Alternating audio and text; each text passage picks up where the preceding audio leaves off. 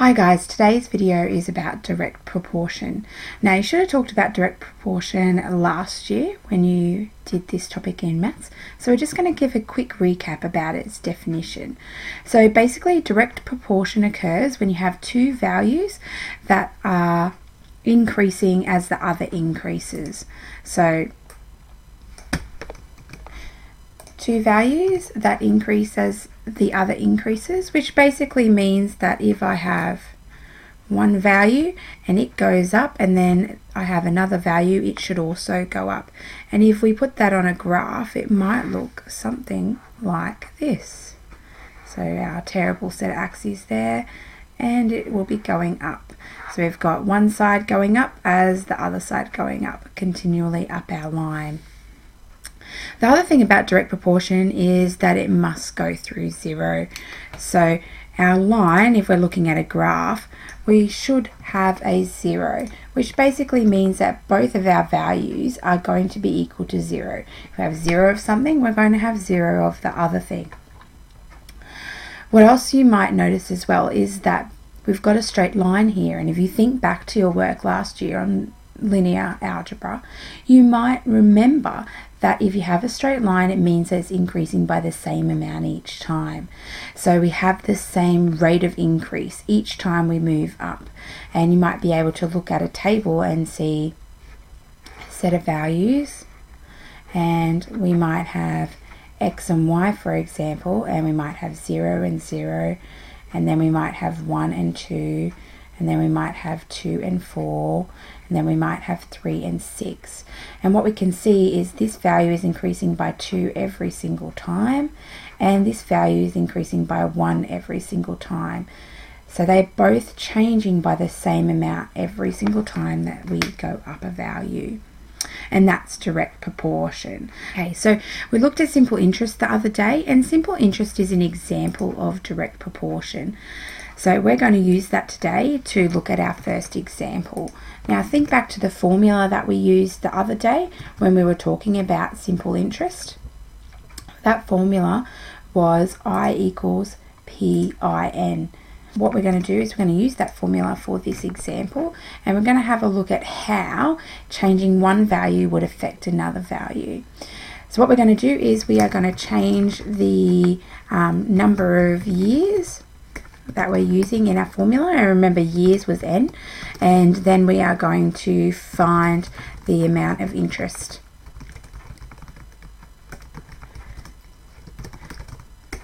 And we're going to do that in a table, just like what you were supposed to do in the end of your activity the other day.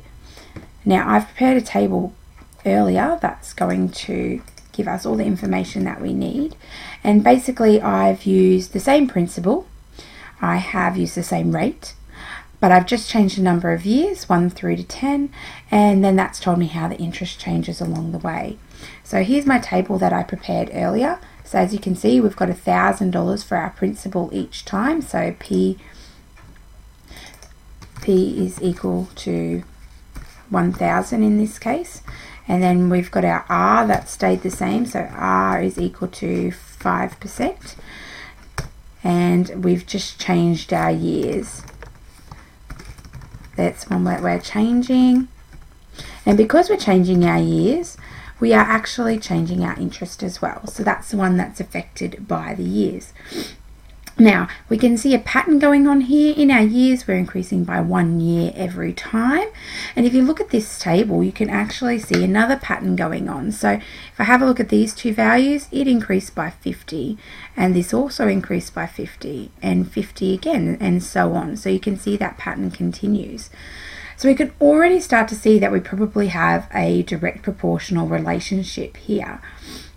If I go ahead now and graph it, I'll be able to see that even more clearly than I could before.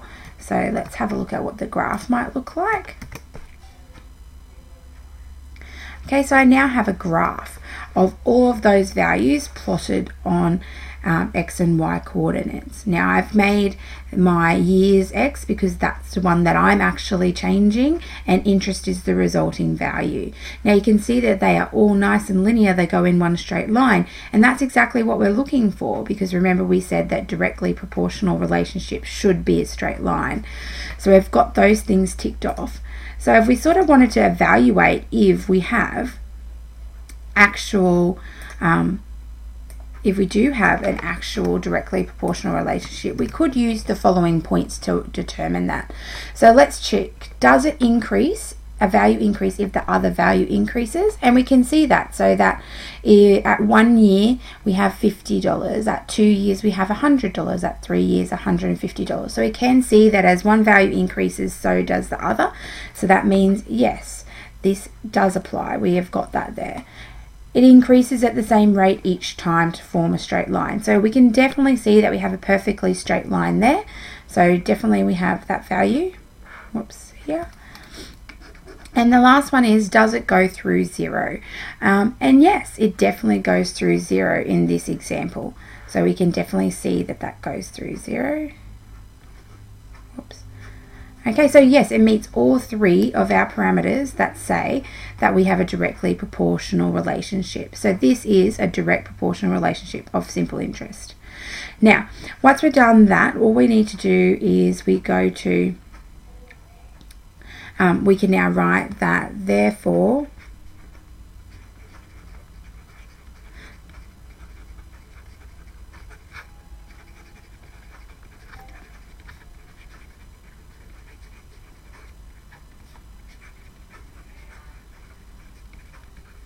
so it's directly proportional. And a way that we can write that is that we can write that interest, for example, is proportional to the number of years.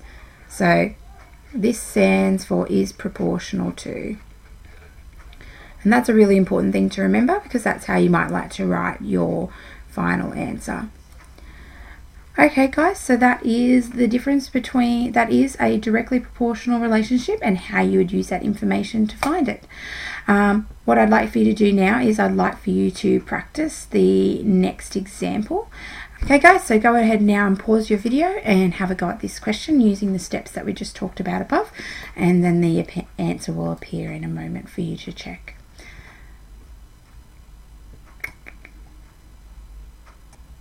Okay guys, so you can see the answer there. Please check and make sure that your answer aligns with that.